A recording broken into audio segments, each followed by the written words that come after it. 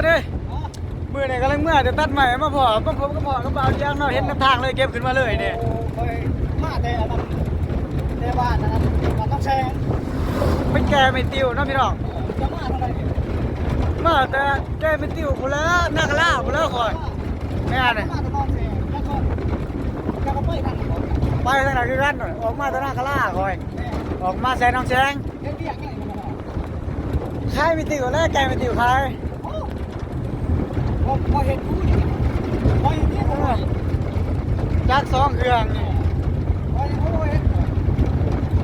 ครับน้ำเขาบอกไปน้ำอันนี้ปักกี้แม่นขี้ขาดบ่จักว่าแล้วเขาจะมอไปนำนั่งก็ขี้ขาดโอ้ตายแล้วแล้วนี่เฮากันลังเดินทางกลับเมื่อบ้านนาคาได้มาแต่บ้านนาคาล่าผมมีผู้สาวต้องเผาเนี่ยก็จะได้ผู้หญิงเนี่ยนี่ผู้สาวนี่นี่โอ้ย2คนนู่นแต่ใช่สิผู้หญิงหลายผู้สาวฮะคือบ่จีบบ่รอดเป็นจะได้คือบ่จีบผมแม่เอาเขาบ่จีบเป็นจะได้เขาบ่จีบไว้โอ้ยแม่นบ่ขี้ขัดจีบขี้ขัดคุยอยู่จักเขาเอาขี้ขัดจีบน่า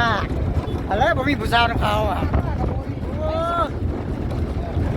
พี่น้องกำลังเดินทางครับเมื่อบ้านนาคาได้มื้อนี้มันสิปิดคลิปไปซ้ำนี่คลิปมันยาวแล้วทุกคนเอ้ย